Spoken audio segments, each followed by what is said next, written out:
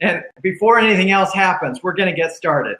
So I'm Drew Neiser. I am the host of Elements of Marketing. Here, see, there's a little thing. This is episode number 6. I'm here with Tami Cannizzaro. Hey, Tami, how are you? Hey, I'm great. Thank you.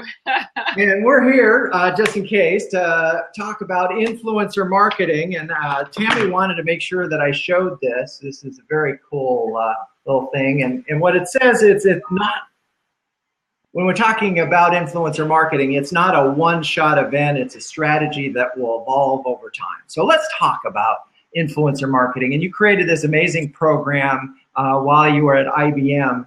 First of all, how did you even get started? What was the inspiration for the idea? You know, it's a great question, Drew. I started to get it very active on social media at the time. And, at first, my very first reaction on getting into social media was, how many followers can I have on Twitter? How big of a following can I have on these social media properties? And then, what I noticed was a lot of the people that I was following that I really admired on these social platforms, kind of influencers, if you will, were going to a lot of the conferences that I would normally attend. And so I started to reach out and say, hey, I'd love to meet. And what was interesting to me was, I really started to expand my circle within marketing, within my industry, by reaching out to these people on social media. And I thought, I bet I could get even more reach if I, asked them to come to an event and really spend time with them, because, they would get to see about IBM, come to one of our events, kind of get to see firsthand what we're all about. And so I started this VIP influencer program where we invited really key influencers that we felt aligned, with the area that we were talking about at the conference, whether it was marketing solutions or data solutions. And it really worked quite well. At one point, I think one of the conferences, we had about 20 influencers. Drew, you were there, of course, right? Yes, I'm wearing this because it was in Nashville, as I recall. Yeah, that's right. That's right. And it was absolutely fantastic. And, I think lots of relationships sort of, organically started there. And it was really special. And, the press was unbelievable. We had, I think, like 360 million impressions at that conference on social media. And it was, I think we were all a little blown away by it. Hey, it's funny enough, Brian Moran, who was at that conference with us in Nashville, is making some comments over there. Anyway, he says he can't jump into the conversation, so I'm just going to pretend that I'm Brian and ask you some more good questions, because he's a great interviewer. Tell me, so let's break this down a little bit more for folks, because I'm certainly familiar with it, but if you'd never done an influencer before, first question that I would have is, why should you do one? I mean, what's the sort of, from a strategic standpoint, what's behind this tactical program? Well, interestingly enough, if you look at the way startups interact, they really do sort of rely on a network to really get their businesses started. And one of the influencers that I got to know and work with was Ted Rubin, and he was part of the Collective Bias, right? And Collective Bias had these dinners that they ran, and I would get invited to the dinners. And at first I thought, gee, I wonder why I'm getting invited to this dinner. What are they trying to accomplish here? What are they trying to sell me? And I realized that this was sort of an old school way of thinking, that it wasn't about selling. It was about relationships and building relationships with people of influence. And, I thought, wow, that's really cool if you're a startup company and you're a small company, but does that really scale? Does that really scale for a company like IBM? I need to reach, global markets and thousands of customers. And, what I found was, with my little test, that it actually did scale. And what the startups were doing was actually really smart, because there's this whole shift in marketing now, right? Where people aren't listening to brands, they're listening to people. So now when I look through my news feed, I often see these influencers in my news feed, talking about different products. And very often, more often than not, that's how I find about new areas of technology, new companies, new products, through people as opposed to through brands. And so reaching those people, having them become nodes for your brand, I think has even become more important than when we did the program 5 years ago.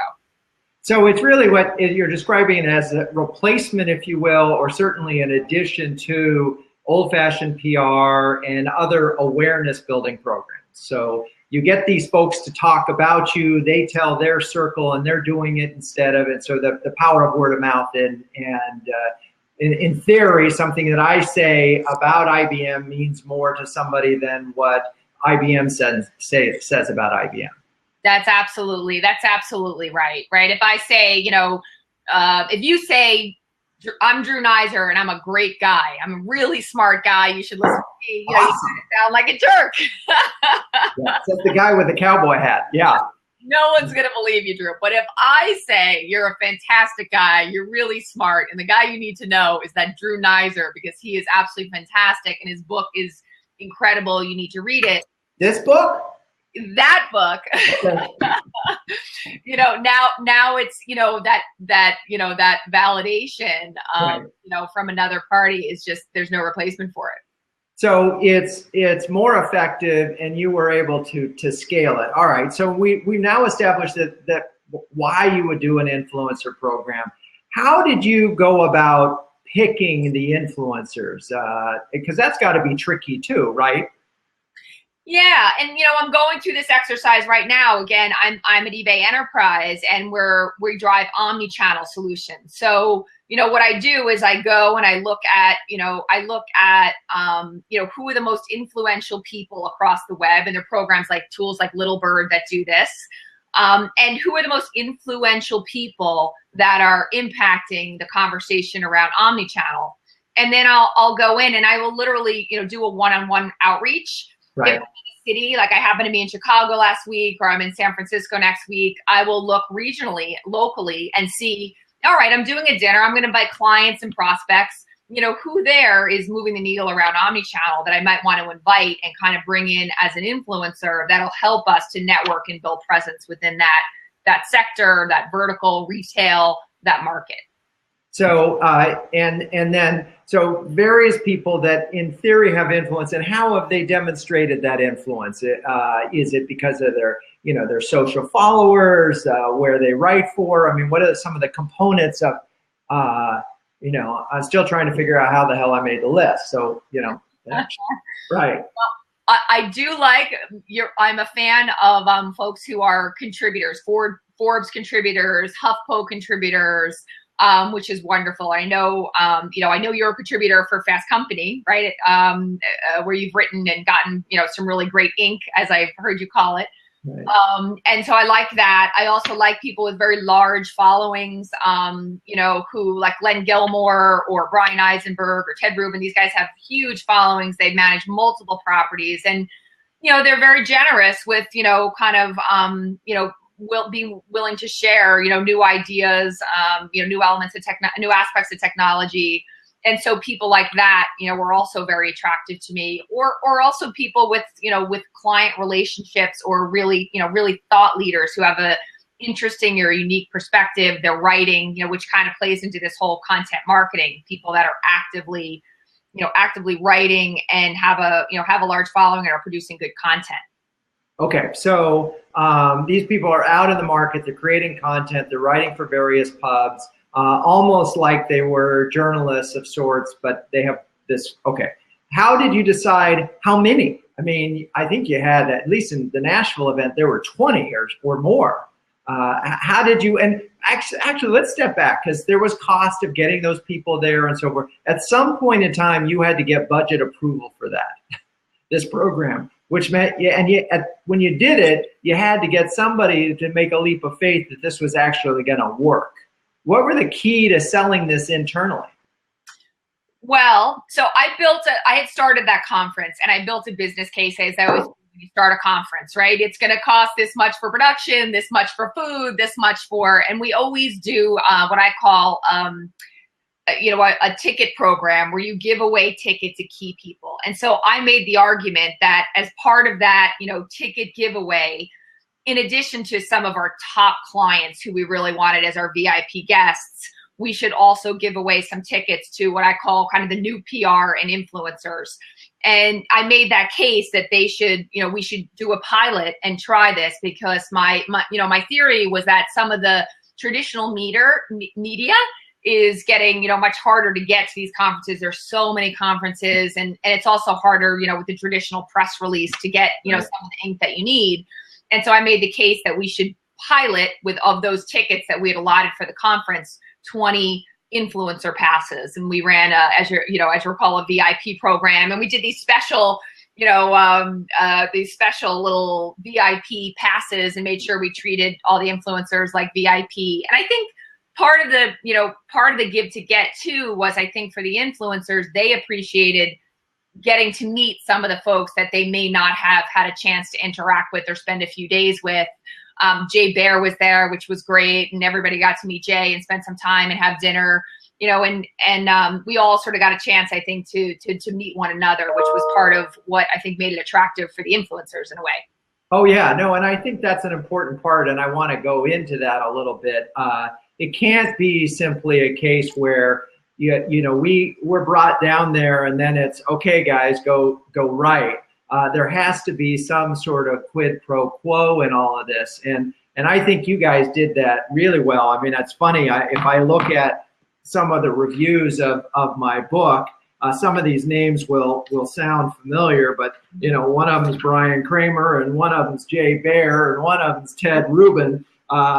So yeah, we're certainly, those are, now I already knew Ted, but I hadn't yet met Jay. And Brian I ended up meeting, I think, through IBM or CMO Club. I can't quite remember. But anyway, so yeah, that's interesting. And I want to sort of use that as an excuse to, well, actually, first I want to tell a story, because one of the interesting things about writing about IBM is that when IBM decides to get behind a story, it's like nothing you've ever seen. And I can give you a very specific example. And this is an amazing quid pro quo. So I wrote this story several years ago now, probably called Move Over Social Media, Here Comes Social Business. And the premise of this thing was that IBM could be bigger in social business than Facebook. And wonderful headline.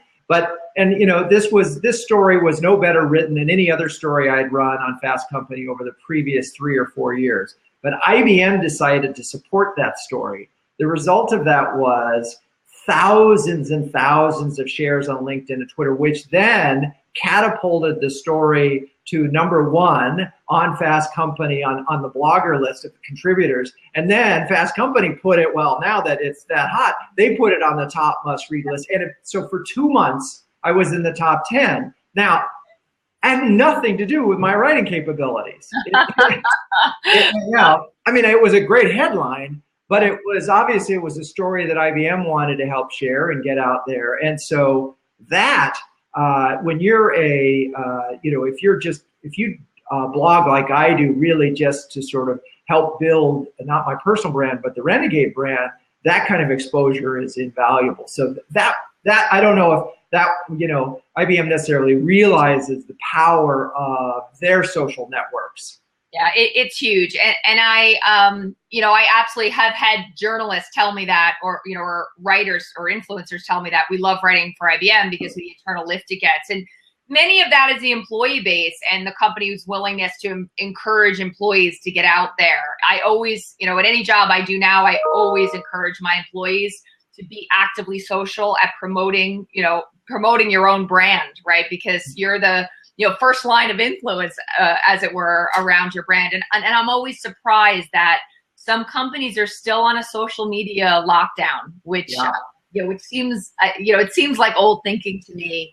If you don't, I would say, if you don't want your employees talking about your company or don't trust them to, who do you trust? Yeah, well, it's true. And you want them to be evangelists for your brand. And if they're not comfortable being, you have a bigger issue than that. And so it makes me want to ask a little bit as we sort of think about influencer. Oh, I know what it was that I was going to. One of the byproducts of you starting this program was you became an influencer. And I thought that was sort of an interesting thing. And you had mentioned this to me at one point that, when you started this, you had, a handful of followers on Twitter, and, a year and a half later, you're a superstar. Yeah, it was pretty cool. And I think a lot of that lift was due to, I had met so many of the influencers that, I wasn't shy about saying, well, how did you do it? How did you get so many followers? How do you get something in print in a Forbes publication? And I really was very curious. And, I think the influencers were very generous about both, sharing my personal blog, for instance, and just supporting me as I was, supporting the influencer community. And it was a really pretty cool thing. Well, there is a lot of back scratching in that area. And it's a funny story. So after Ted Rubin's book came out, Ted said to me, would you write a review? And so I start out the review by saying, I've been friends with Ted for a long time, and I can speak to the power of ROR, R-on-R, because I've seen it in action. And I talked about that, not the book. I just said, this is what. And then David Berkowitz, who at the time was at 360i, wrote a review that said, are we all just scratching each other's back? And really took issue with my review. And wait a second. I call this straight, right? So I think there is truth to the fact that we all do scratch our back. We all help each other, but that's what a network does. That's right. That's the power of a network. A good network is that you do help each other, and that's I think a large part of this. What were the biggest challenges? So let's go. Now, if you were to start an influencer program from scratch, what kinds of things would you avoid this time that you might have done last time? Well, I think one of the things that was great about the influencer program I started was that I was a little early on the influencer curve. I think now a lot of brands are, having their own influencers programs, and these influencers that I had the opportunity to work with are now very heavily sought after and often very heavily paid. So right. It's not thanks to you. Right. Exactly. As the old phrase, marketers ruin everything. So I can take credit for ruining influencer marketing. Good. But, and I do think today it's more of a pay to play, and it's a fine line. I like to, and I get often asked this question sometimes, is it authentic if you pay influencers? And, what I like to do is I like to pay influencers to, write like you've done, maybe like write an ebook and then talk about it, or do a webinar and then promote it, or come to an event and speak, and then we'll pay them to speak, as opposed to paying influencers to write. Because then it's a little bit more organic. You're actually paying them for their, for their work or for their content or for their participation at an event. Sure. And one of the things that I have found, and I've done IBM events since you've left, is there's never you should write about this. There's never prescriptive. There's never even an ask.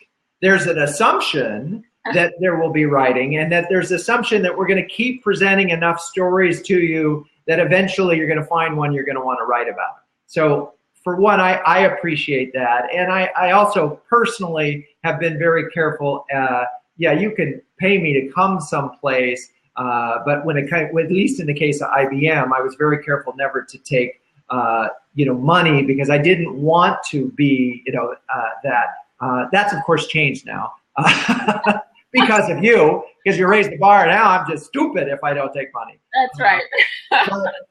No, seriously, and I think the book also changes the nature of transactions now, because I can say, hey, why don't you buy some copies of the book, and I'll come and speak and sign them, and that kind of thing.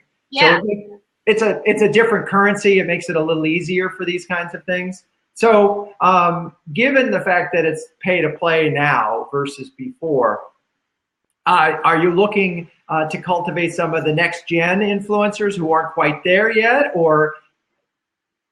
Yeah, I think there's an element of that where you can there's a tier of influencers that, especially if if you're lucky enough to be with a brand like eBay or IBM, they'll work with you just for the leverage of being a part of your brand, an influencer of your brand, which is nice. And I think great. Another way that I think right now you can work with influencers, and they'll often let you work with them for free, So I'll start I'm just about to start an omnichannelretail.com blog. Right. It's a beautiful blog, great content. And I'm asking for folks to content, can I syndicate your content?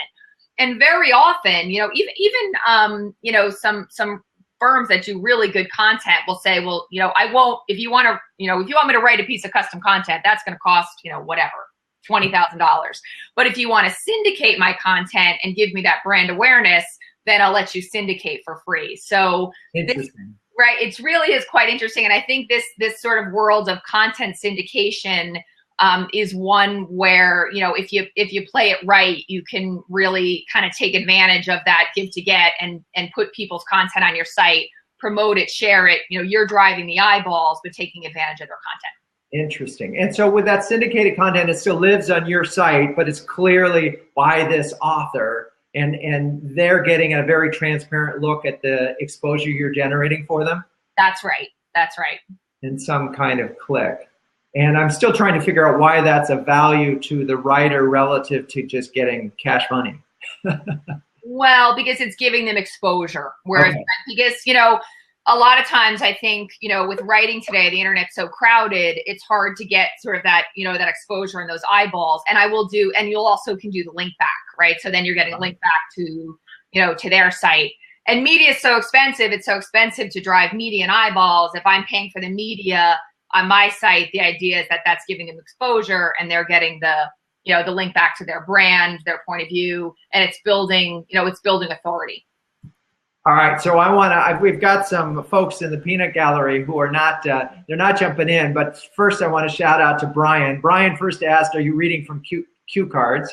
And I can assure Brian that you're not, but I think that's, and then he talked about, he called you the influencer's influencer. So he's full of that. I think he wants some more business from you. I'm just guessing. I don't know, Brian, you can correct me on that. So the best groups of influencers have great diversity. Everyone comes to the party from a different angle. That's an interesting observation. Let's talk about that. Because you did have, in Nashville, you did have quite a range of people there. I mean, yeah. It's true. It's true. And I think, some probably align better with the brand or work better, but, it does tend to be a little bit of a pilot or a relationship.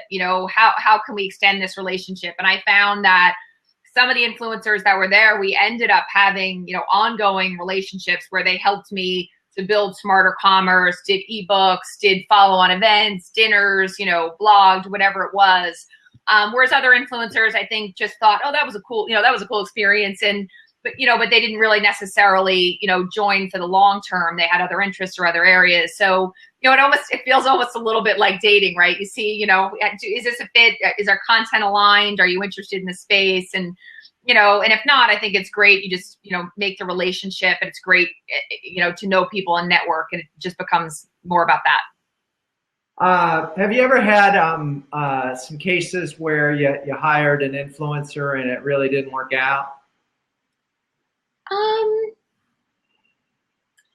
I guess the only way that, you can get hit by that is if you do hire an influencer to write content or blog and you don't feel the quality is there. Right. It's so tough right now. Content is all about, quality and making sure you hit that bar.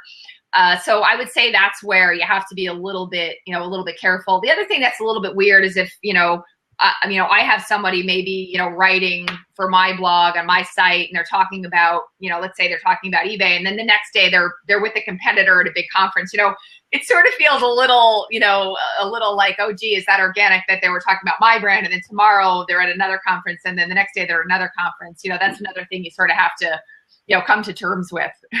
Yeah. Now, speaking of that, of people who are jumping on, do you know Joel Comm? Hi, Joel. Hi, Tami. How are you? Hey, Drew. What's going on, kids? Hey, how are you? I love it. I feel like I'm talking to the radio studio man when you log on. I want you to know I did get one of those microphones that you recommended. Yeah. It didn't work very well for me yet. So it's a paperweight. Yeah, I got a Yeti. Yeah. So after I got the Yeti, it turned out the microphone I had all along was actually better for this. and the Yeti is sitting over there unused. Yeah, well, so Tami, This. can you help Joel and I get rid of 2 Yetis? They were $199 retail. So maybe we could get a 2-for-1 pack on that. You know what's funny, Drew, is we actually on the call where I switched over, another person had a Yeti, and we were talking about waterislife.com. It's a clean water organization that my friend Ken Surratt runs, and the other person who owned it said she wanted to auction it off to the highest bidder. And so the microphone that was bought for $160 got auctioned off for $400 by Sean. Sean Purry ended up buying it, and the proceeds went to Water is Life. And other people donated. We raised like $700 or $800 on this blab. So you could always auction your microphone. I will. I'm auctioning it right now. I'm taking the highest bidder. It's brand new. I still have the box. I used it once. Where did you get it? What's that, Amazon? Oh, you can just send it back, right? I could try that. It's been over a month, though. I keep thinking I was going to get it. Now, Joel, since you're here and you are an acknowledged influencer and you do a lot of work for IBM, tell me when that. Let's just talk about being an influencer and what it means to do that well.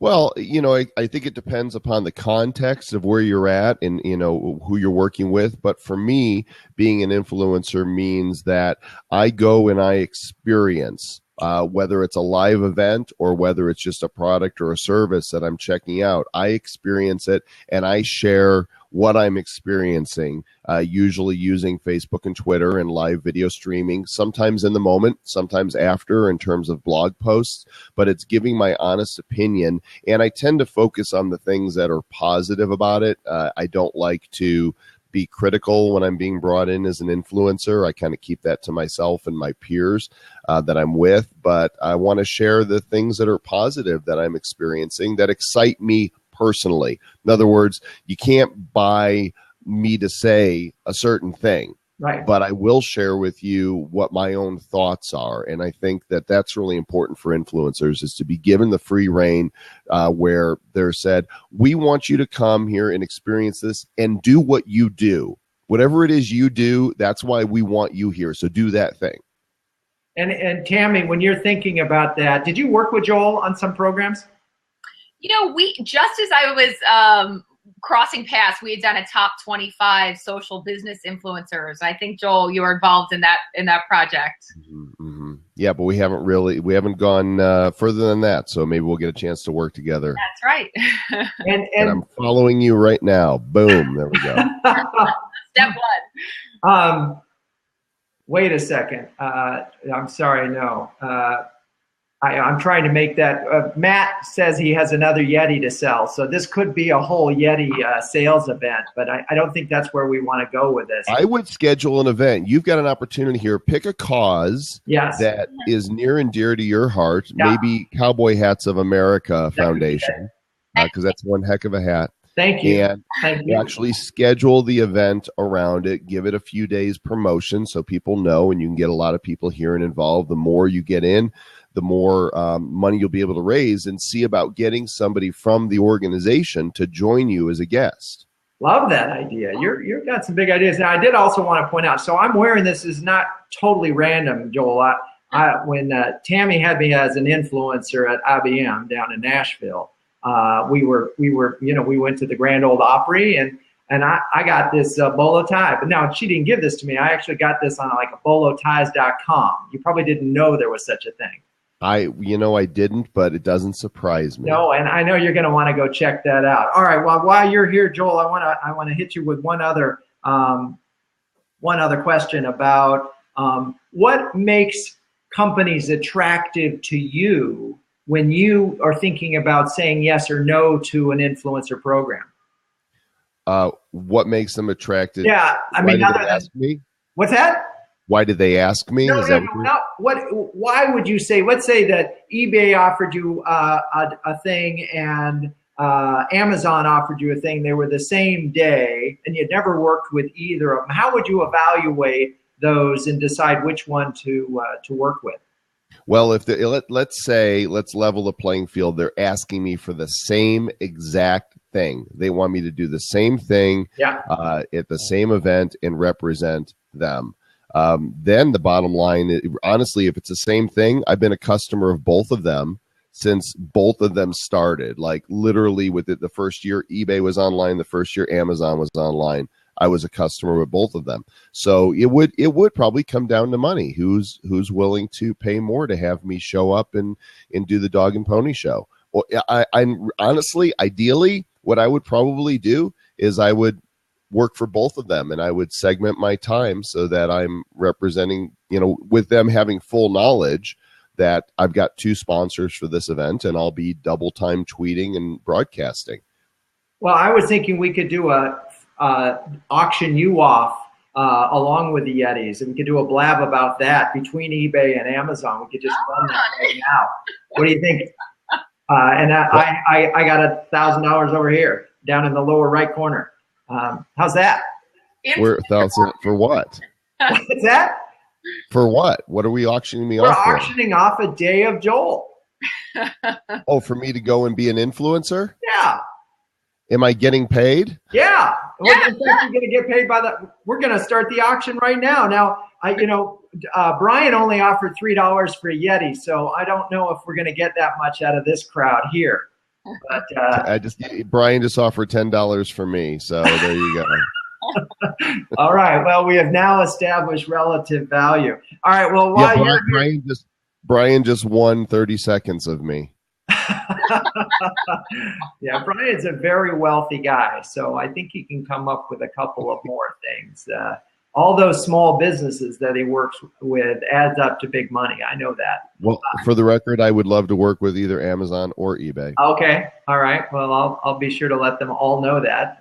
We certainly have done that here, and then we'll share that. Now, one other thing, Tami, if you were what other things would you want to know about Joel in order to figure out whether he was a good influencer for you at the moment? Other things. I have to think about that one. You caught me there, Drew. $1 billion. Okay. $1 billion. I guess for now, in the space that I'm in, I look for someone who's very aligned, doing sort of deep thought leadership content for retail. Right. Because I'm very heavily focused on retail right now. So I tend to be focused on, people who can write, at scale, and have, sort of large reach in that area, particularly with the retail sector. Okay. All right. So Joel, my deep thought sector is you can't see it, but it's in here and it's buzzing right now. So you know how to get a hold of me. Good. So Joel, have you seen any programs I know you work a lot with IBM, but have you seen any other influencer program out there that you think this company is doing a great job with it? Well, I did get to play a part in Cisco did a deal last year for their Cisco Live event, which I thought was done really well. I don't know if they're continuing it or not. I think they might have, for whatever reason, they could have put the kibosh on it, because what happens is you get people who understand how important this is to have influencers, but sometimes the people over them don't get it, and they're like, well, that doesn't do anything for us, and they want to go old world traditional with their marketing dollars, and they totally miss the point. So I did a thing for Cox at Cox Communications at South by Southwest here this last year, and they were smart enough to bring a professional cameraman, Eric Latek, with amazing camera gear. He had the red, I can't remember the name of it, but it's the same camera that Peter Jackson used to film The Hobbit, like killer. And we did like 20 influencer interviews right there on location, and that's content that they can then just drip out and repurpose. So it was less about in the moment, here's what I'm doing, but extracting content from thought leaders and the great minds that were there so that they can drip it out for a whole year. I think that's brilliant use of it as well. That's really interesting. That reminds me, Tami, one of the things that I really enjoyed in Nashville was that I had a full day of interviews And one of my interviews was with Sir Terry Leahy, which is first, it was the first night I've ever interviewed. And second, what a nice guy. And we had a really great conversation. And this story keeps going because I ended up taking that interview, transcribing it, editing it, putting it in the book. But first I had to track him down. And, a knight has like people around him, but getting to a knight is like, getting through castle walls. Fortunately, I did. And he is in here under courage. But you're right. That's a really smart thing, Joel, is not just having them there, but creating all sorts of different types of content that you can repurpose over time. I'm wondering. Well, I got time for one more, and then I got to bounce. Okay, so let's talk about the measurement and the metrics of this thing, because you bring up an interesting point. Is they'll do it once, they got some momentum, and then they'll stop. What have you seen any metrics that or ways of presenting the power of a program that you thought were particularly good? Well, just from watching, because I've done probably 5 events with IBM now and know the team and the team at their agency, I'm starting to hear some of the numbers. And, we do tweet chats on location. And so I hear, we got X number of impressions. We're up 70% over the same tweet chat last year. I see they've got the Mutual Mind leaderboards up. And, of course, they've got people up there based on number of tweets, retweets, clout score, of which I hit number 1 at the IBM Insight conference I was just at. They had 18,000 people, and I was like, picture. Yep. So they're measuring some cool stuff. I told the Mutual Mind people, I met with a guy there, and I said, what I'd really like to see on these social leaderboards is an interactive kiosk, so that when anybody steps up to it, not just the people that are influencers or on the IBM team, but anybody can put in their Twitter handle and immediately does some connections, and they see themselves and where they are in relation to their peers in the same industry. Like, let's make it more interactive so that everybody gets to participate. It's not just so our faces can show up. Let's involve everyone. That's a good idea. Well, I got to reach out to the Mutual Minds, because I got to find a social wall for one of our clients. So, hey, Drew. Yeah. Reach out to the Mutual Mind people. Okay, I'll do that. You wanted a reminder. You got it. Thank you. All right. Hey, thanks for letting me pop in. I've got a call. I got to hop on here, right. But good to see you both. And Tammy, you know how to reach me. Let's talk. Thanks, Joel. Bye. All right. See, now that's one of the cool things about Blabs, is that someone can jump in and jump out, and then we can keep the conversation going. So we've covered a lot of the range of this. We've talked about why to do an influencer program, the ability to raise awareness, but in a meaningful and sort of connective way on a person-to-person versus brand-to-person, whereas Brian Kramer might say human-to-human. And then we've talked about, how to get influencers and pick them based on their sort of social, their footprints, if you will. We talked a little bit about measurement, and, what we haven't really talked about is any of the downsides or any of the risks and how you mitigate some of those risks. So let's just spend a couple minutes on that, because, it can't be perfect. I mean, someone might write something negative or, get a little sloppy, Yeah. I always worry, like a brand like, Dunkin' Donuts, if you say, share your story about Dunkin' Donuts, you risk the negative story, Right. So your brand sort of has to be pretty squeaky clean when you start asking people for input, or you could get yourself in trouble. That's not quite right. While you're thinking about this, there's a funny story. There's a famous tweet fail. The one, I don't know if it was like the Chicago police or the another police department said, share your favorite police story. And and of course, it was like all the pictures were people being tasered and, arrested without cause, or all these. Was not a well-conceived plan. I'm always a little concerned about user input, because it's a little risky. Right. I also don't like, I've seen people try to pitch me paid programs like, oh, well, we'll really get your Twitter up. We're going to give away, gift cards. And, all of a sudden people are just, doing those kind of programs. They're tweeting things that really aren't relevant, or they're really not your audience. And it ends up almost coming, very close to just trying to buy likes or engagement, which just is a fail. Right. Yeah, I think you're right. I think these things have to, you better, the influencer you pick better really have influence, because otherwise you're just, you might get a tweet to thousands of people, but you're probably not going to get a meaningful tweet. And I think that's a really tricky thing about this thing. You mentioned risks and all of this, so you're in my first book, which is wonderful. Again, that's this right here. But I'm working on the next one, and it's very much about risk taking and the willingness to take risks. And I would argue that you took a risk when you developed the program, but maybe you could think about a time, when you did take if that was it, that's fine, but a risk, and how you felt emboldened. What was it that made you feel you could take the risk? Well, I tell you, a bigger risk than, people loved the idea of the social business command center because it made so much sense with social business and the influencers. It made a whole lot of sense.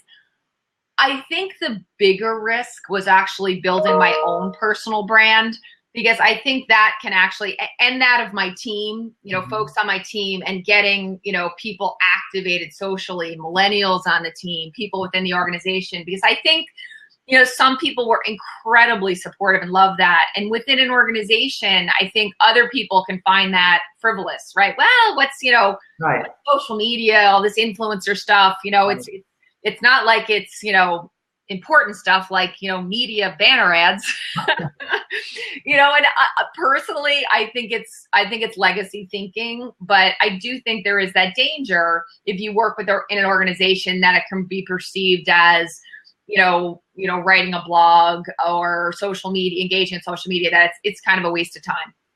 So in order to mitigate a risk like that, either you have to get your bosses on board or you have to go to a different place. That's right. That's right. And, the other piece that I think is so important about social media, and as you say, becoming an influencer, is that, I often will get asked to speak at conferences, and, I see these other brands like, Adobe or Oracle, and they've paid, I know they've paid good money to get a speaker placed. And if you're an influencer, you often get asked to speak for free because these companies want you to come in and speak at their conference and, drive engagement. And if you build a presence, I actually think there is a dollar value to that. That's significant. And so I always work with my, executive team and with my employees to really help to build their influence, because I think it can be very, very powerful in terms of, driving that brand reach. Well, and again, it adds to that social currency that you can bring to the table. If you are among the influencers, it's a lot easier to have a conversation. They'll take you more seriously. They're more interested. And then, again, I think you're absolutely right. So you've made a couple of interesting points that I just want to make sure that people understood. One is it's not enough to build, as the senior person on the team, to build your influence and your footprint, but encouraging everyone else underneath you to do so. I think that's a really enlightened thought, and one that, because a lot of times in organizations, it concentrates at the top.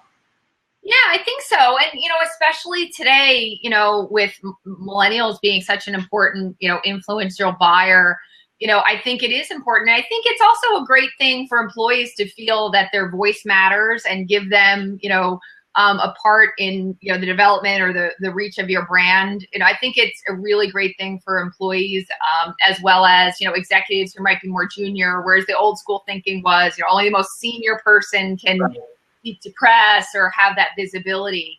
And so it kind of flattens and democratizes the organization. I love it when people, on my team say to me, often, employees that have worked with me in the past, Tami, I just passed your Twitter following, Yay. or Tami, I just started a blog. I love that. I think. Yeah, exactly.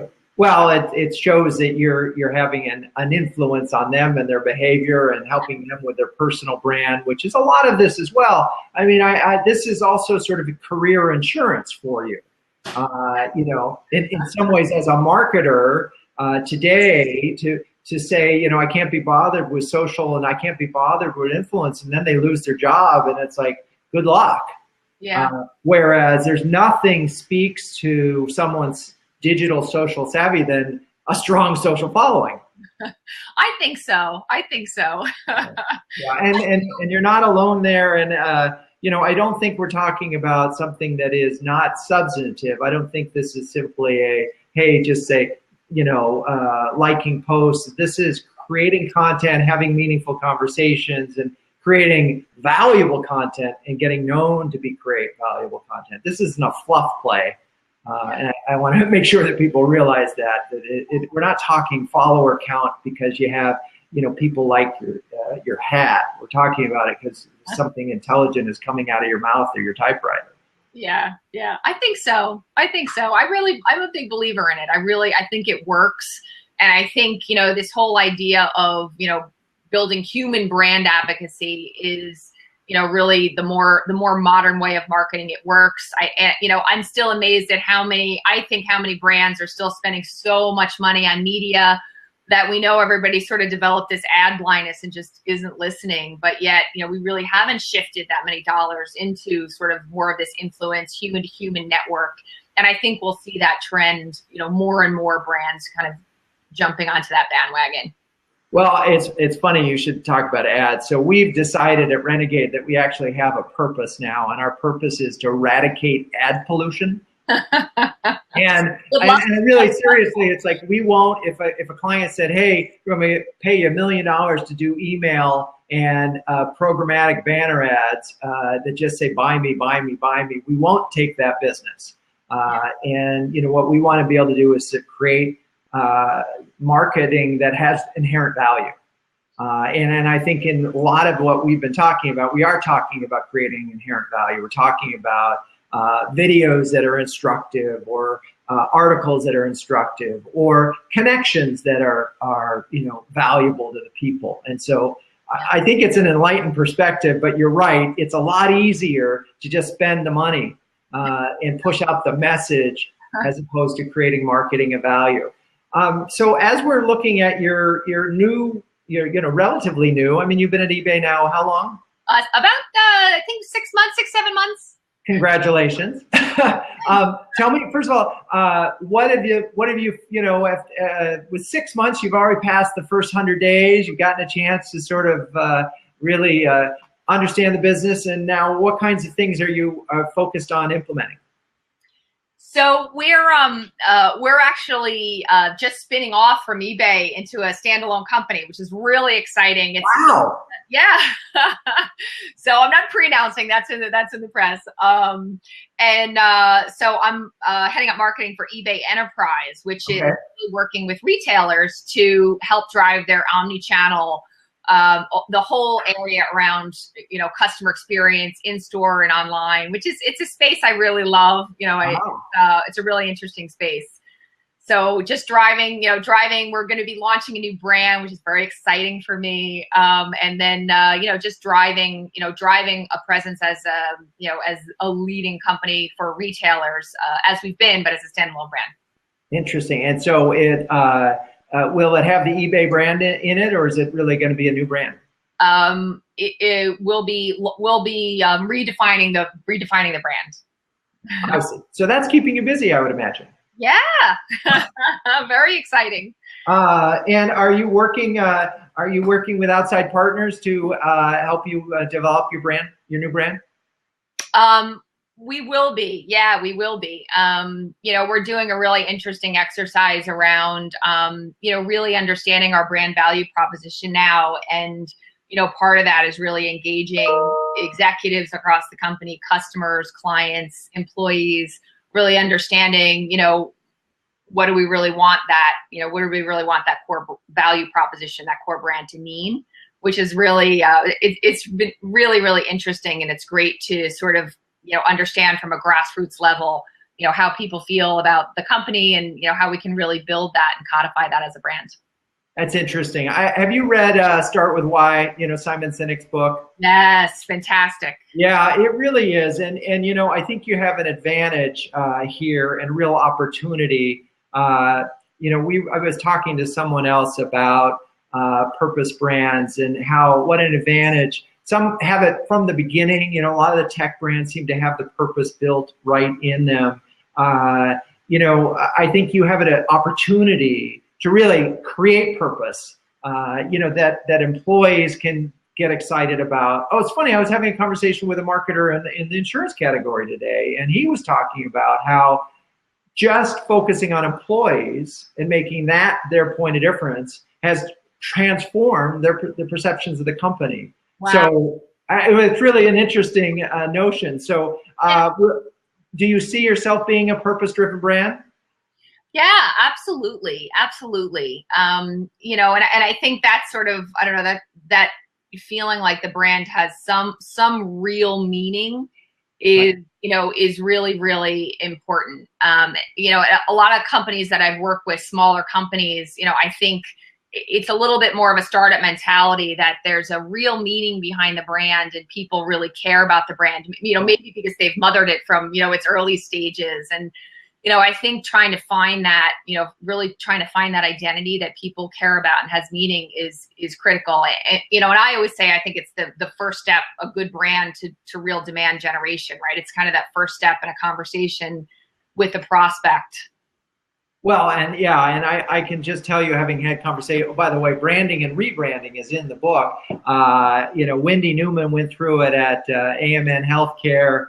And Dave from Centene, Dave Menifee from Centene went through it too. And his was slightly different than yours, but both had this issue of they'd acquired companies and they had to meld them in. And both noted that the internal sell-in was probably more important than the external. Yeah. Yours is a particularly interesting one because it's the same people. You're just spinning off. Yeah. And so you somehow or other have to convince them that it's the same, but it's better.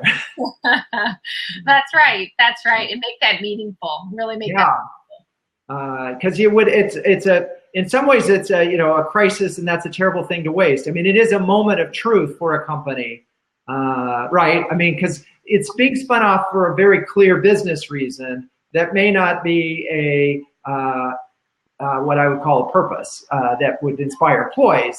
There's math, right? Somebody decided that the company's valuation would be more if you split them apart. Yeah. Right. Now that's good for shareholders, but whether the employees or not, well, employees are shareholders. So anyway, I'm not going to get deep into that. So as we wrap up, I just wanted to ask you sort of, if you were talking to, we've got, hopefully marketers are going to come back and look at this videotape, and they're going to know that we talked about influencer marketing, but they're going to wait till the end because they wanted your summary of the sort of 3 things or a couple things that they really should think about either before doing this to make sure their program is successful. So I think I would say, don't be afraid to put money into an influencer and social media program. Just think how dramatically, buyers have changed, who they're listening to and what they're reading and listening to. And, we just learned, I think last week, that people aren't going to Google and searching, 50% of the time. They're going direct to social media, direct to applications. And so, I would challenge to say, how much have you shifted your marketing budget to really align to that new buyer, and don't be afraid to jump in. And then I would say, use the right tools to really figure out who your influencers are. Little Bird is a great tool. There are others that, you really are sort of, thoughtfully finding the right influencers to align with. And then third, think through authenticity, that it's an authentic relationship and that, you know, they're really aligned in some way to your brand and that you can kind of just help to facilitate that and bring that to life. That's an amazing recap and a perfect place for us to end. I'm going to show Tami's graphic here from the book. I'm going to show here we are, episode 6 of Influencer Marketing. I want to thank my guest, Tami Cannizzaro of eBay, for really enlightening conversation about influencer. Tami, great to see you, and I hope to talk to you soon. Thank you. Thanks so much, Drew.